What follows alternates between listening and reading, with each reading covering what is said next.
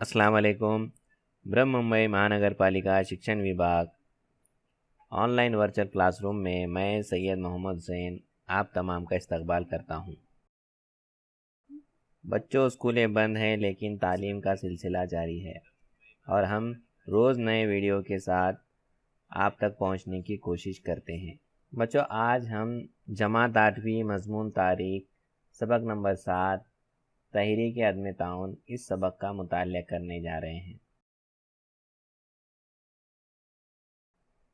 इसका हिस्से अव्वल हम पढ़ चुके हैं।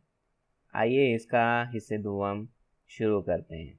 हाँ तो बच्चों, तहरीक अदम ताउन इसके हिस्सा अव्वल में हम पढ़ चुके हैं। आइए अदा कर लेते हैं। हमने पढ़ा है तहरीक अदम ताउन क्या होती है, उसके बाद जनूबी अफ्रीका में गांधी जी ने क्या क्या काम किए, सत्याग्रह का फ़लसफ़ा क्या था, चंपारण सत्याग्रह क्या था, खेड़ा सत्याग्रह, रोल टैग के ख़िलाफ़ सत्याग्रह, जलियांवाला बाग का क़त्ल-ए-आम और तहरीक खिलाफत, इन तमाम चीज़ों का हमने मुताला किया है।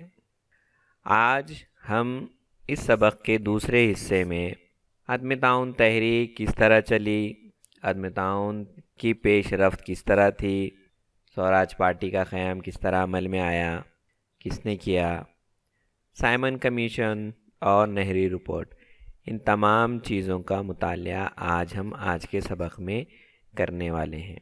तो चलिए शुरू करते हैं। अदम ताउन तहरीक। अदम ताउन तहरीक के पस पर्दा गांधी जी का ये ख्याल था कि बरतानी हुकूमत का दारोमदार भारतीयों के ताउन पर ही है। अगर भारत के लोग मुकम्मल तौर पर अंग्रेज़ हुकूमत से अदम ताउन का रास्ता इख्तियार करेंगे तो अंग्रेज़ हुकूमत डगमगा जाएगी। इस मकसद के लिए उन्होंने अवाम से अपील की कि इस तहरीक में हिस्सा लें। 1920 में नागपुर में कौमी जमात नेशनल कांग्रेस के इजलास मुनक़िद हुआ। इस इजलास में चित्तरंजन दास के पेश करदा अदम ताउन की तजवीज़ को मंजूरी दी गई। इस तहरीक की बागडोर गांधी जी के सुपुर्द की गई। इस तजवीज़ की रूह से ये तय पाया कि सरकारी दफातर, अदालत, बदेसी अशिया, सरकारी स्कूल और कॉलेज का बायकाट किया जाए,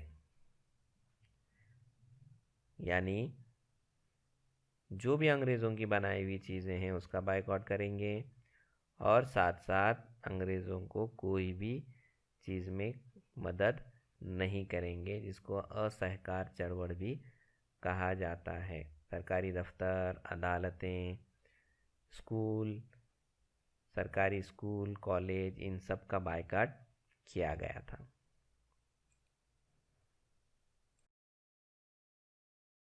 अदम ताउन तहरीक की पेशरफ्त।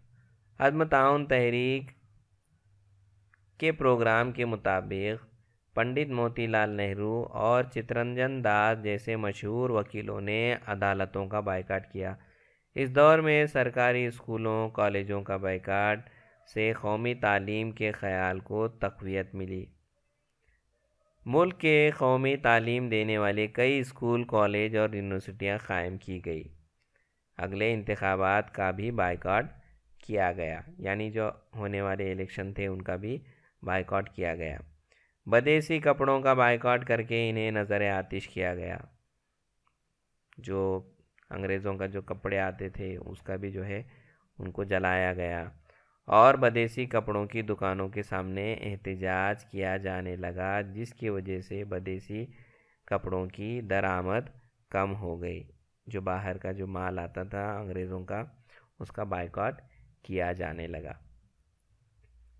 1921 में मुंबई आने वाले प्रिंस ऑफ वेल्स का इस्तकबाल हड़ताल करके किया गया।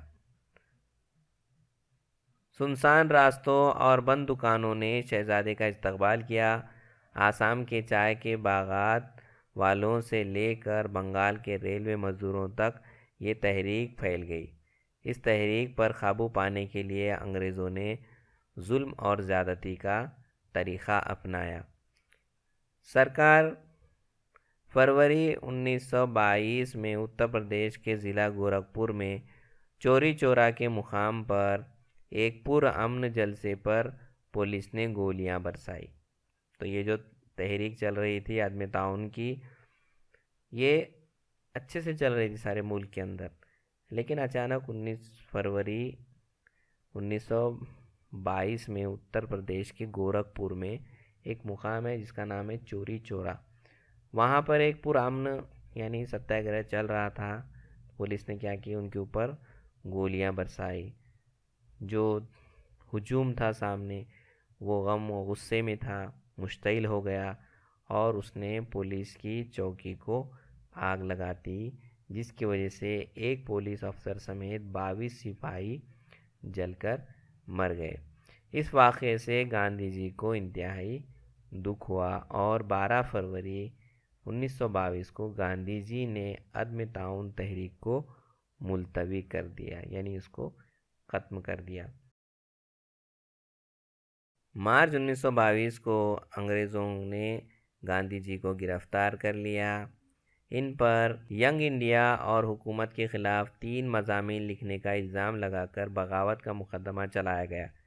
احمد آباد میں مخصوص عدالت قائم کر کے انہیں 6 سال کی قید سنائی گئی۔ بعد میں خرابی صحت کی بنا پر گاندھی جی کو رہا کر دیا گیا۔ انہوں نے عدم تعاون تحریک کے ساتھ ساتھ تعمیری کام کا آغاز کیا، جس میں خاص طور پر سودیشی مال کا استعمال، ہندو مسلم اتحاد، شراب بندی، چھوت چھات کا خاتمہ، کھادی کا استعمال، قومی تعلیم جیسے امور شامل تھے۔ ان تعمیری سرگرمیوں کی وجہ سے دیہی علاقوں میں قومی تحریک کافی مضبوط ہو گئی۔ آگے بڑھتے ہیں۔ اس کے بعد قائم ہوئی سوراج پارٹی۔ چترنجن داس اور موتی لال نہرو نے بھارتیہ قومی جماعت میں یہ خیال پیش کیا کہ حکومت کی راہ میں رکاوٹ ڈالنا ہے تو قانون ساز مجلس میں پہنچنا ہوگا۔ 1922 میں بھارتیہ قومی جماعت کے تحت سوراج پارٹی قائم کی گئی۔ 1923 کے انتخابات میں مرکزی اور صوبائی قانون ساز مجلس کے لیے سوراج پارٹی کے کئی امیدوار منتخب ہوئے، جن میں موتی لال نہرو، مدن موہن مالویہ، لالا لاجپت رائے، این کیلکر وغیرہ شامل تھے۔ جس وقت ملک میں سیاسی تحریکیں سست ہو گئی، اس وقت قانون ساز مجلس میں سوراج پارٹی نے لڑائی لڑی۔ قانون ساز مجلس میں سرکار کی ناانصافیوں کی ڈٹ کر مخالفت کی گئی۔ انہوں نے مطالبہ کیا کہ مستقبل میں بھارت میں ایک ذمہ دار حکومت قائم کی جائے، بھارتیوں کو مسائل حل کرانے کے لیے گول میز کانفرنس بلانے اور سیاسی قیدیوں کو رہائی دلانے کی قرارداد منظور کرائی جائے، لیکن حکومت نے ان کی کئی تجویز کو ٹھکرا دیا۔ سائمن کمیشن 1919 میں مونٹیگو چیمسفورڈ قانون کے ذریعے دی گئی اصلاحات اطمینان بخش نہیں تھی، جس کی وجہ سے بھارت کے عوام میں بے اطمینانی پیدا ہو گئی تھی۔ اس بنا پر انگریز حکومت نے 1927 میں سر جان سائمن کی صدارت میں کمیشن قائم کیا، لیکن اس 7 رکنی کمیشن میں ایک بھی بھارتی نمائندہ شامل نہیں تھا۔ اس لیے بھارت کی سیاسی پارٹیوں نے سائمن کمیشن کے بائیکاٹ کا فیصلہ کیا۔ 1928 میں سائمن کمیشن بھارت آیا تو جہاں جہاں گیا وہاں اس کے خلاف مظاہرے کیے گئے۔ Simon go back, Simon go back, Simon واپس جاؤ کے نعرے لگا کر شدید مخالفت کی گئی۔ مظاہرین پر لاٹھیاں برسائی گئیں۔ لاہور میں ہونے والے سائمن کمیشن کے خلاف مظاہرے کی قیادت لالا لاجپت رائے نے کی۔ پولیس نے لاٹھی چارج کیا۔ سینڈرز نامی ظالم پولیس افسر نے لالا جی کے سینے پر لاٹھی برسائی۔ اس حملے کے بعد مزاحمتی اجلاس میں لالا جی نے کہا، لاٹھی کا ہر ایک وار انگریز حکومت کے تابوت میں ایک کیل ٹھونک رہا ہے۔ اگلے کچھ دن بعد لالا جی کی موت ہو گئی۔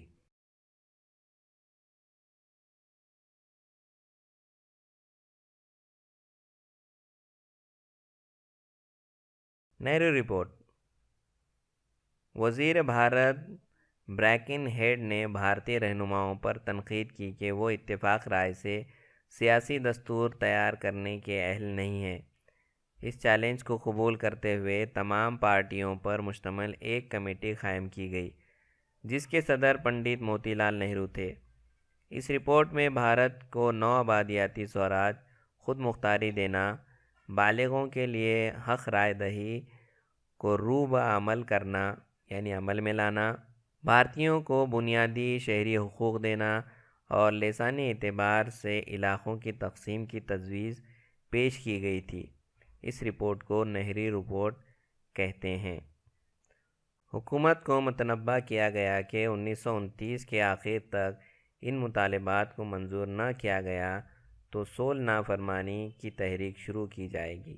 یہ صلح نامی تحریک کیا ہے ہم لوگ اگلے سبق میں دیکھیں گے۔ تو حکومت کو ایک الٹیمیٹم دیا گیا کہ اگر 1929 کے آخر تک یہ تمام ڈیمانڈ کو اگر منظور نہیں کیا گیا تو ایک نئی تحریک شروع کی جائے گی جس کا نام تھا صلح نافرمانی۔ اس پس منظر میں دسمبر 1929 میں پنڈت جواہر لال نہرو کی صدارت میں منعقد لاہور اجلاس ایک تاریخی اہمیت رکھتا ہے۔ اس کے بعد مکمل آزادی کا مطالبہ۔ بیشتر نوجوان رضاکاروں کو نیشنل کانگریس کا مقصد 9 آبادیاتی سوراج منظور نہیں تھا۔ پنڈت جواہر لال نہرو اور سبھاش چندر بوس جیسے نوجوانوں کے رہنما تھے۔ تمام جو نوجوان تھے ان کو یہ منظور نہیں تھا کہ ہم برطانیہ کی 9 آبادیات میں سوراج کو منظور نہیں کریں گے۔ تو ایسے جو نوجوان رہنما تھے جیسے پنڈت جواہر لال نہرو، سبھاش چندر بوس، انہوں نے مکمل سوراج کی مطالبہ کیا۔ ان کا مطالبہ تھا کہ ہم کو پورا سوراج ملنا چاہیے۔ نوجوانوں کے رہنما سبھاش چندر بوس اور جواہر لال نہرو نے جن کا مطالبہ مکمل سوراج تھا، نوجوانوں کی اس گروہ کے دباؤ میں لاہور اجلاس میں مکمل آزادی کی قرارداد منظور کی گئی۔ اس قرارداد کے ذریعے بھارتی قومی جماعت نے 9 آبادیاتی خود مختار کے مطالبے کو ترک کر دیا اور بھارت کی مکمل آزادی ہی قومی تحریک کا مقصد بن گیا، یعنی پوری آزادی ہم کو ملنا چاہیے۔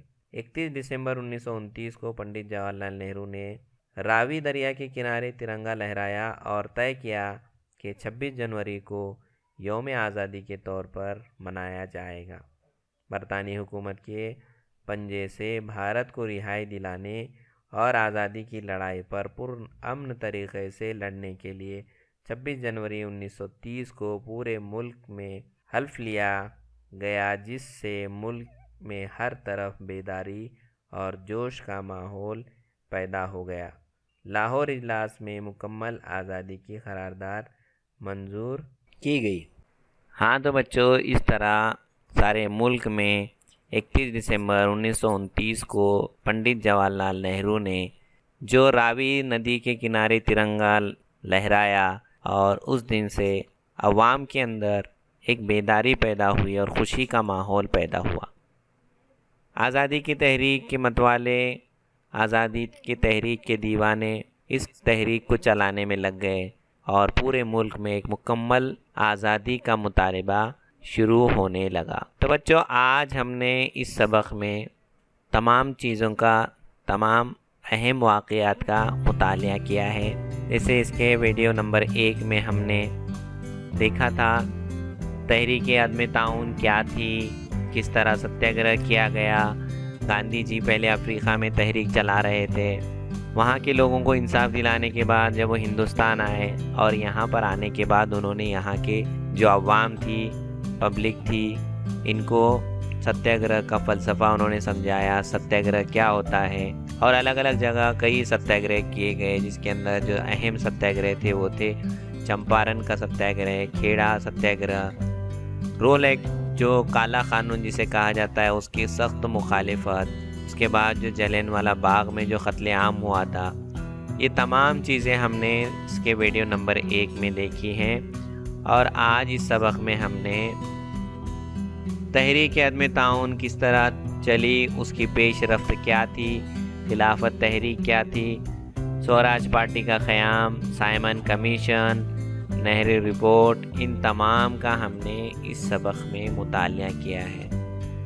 سبق کے اہم نکات کو ہمیشہ دھیان میں رکھیے، کس طرح سے آزادی کی تحریک میں ہمارے رہنماؤں نے حصہ لیا، اور اس میں جو خاص طور پہ جو سن 80 دی جاتی ہے ان کو بچوں ہمیشہ یاد رکھیے۔ جس طرح کہ ہم نے شروعات کی تھی سبق میں، جس طرح تحریک شروع ہوئی، جو دور تھا گاندھی جی کا دور، وہ تھا 1920 سے 1947 کا دور، اس کو ہم کہتے تھے گاندھی جی کا دور کہا جاتا تھا۔ اس کے بعد ہم نے یہ بھی دیکھا کہ 1906 میں جو جنوبی افریقہ میں جو سیاہ فوم کے ساتھ سلوک کیا جاتا تھا، تو گاندھی جی نے ستیہ گرہ کے راستے ان کو انصاف دلایا۔ اسی طرح 19 جنوری 1915 کو گاندھی جی جنوبی افریقہ سے بھارت لوٹے، اور بھارت لوٹ کر انہوں نے گوپال کرشن گوکھلے کی صلاح پر پورے ہندوستان کا دورہ کیا، اور یہاں کے عوام کی بدحالی اور دکھ دیکھ کر وہ بہت دکھی ہوئے، اور انہوں نے اپنی زندگی آزادی کے لیے وقف کر دی۔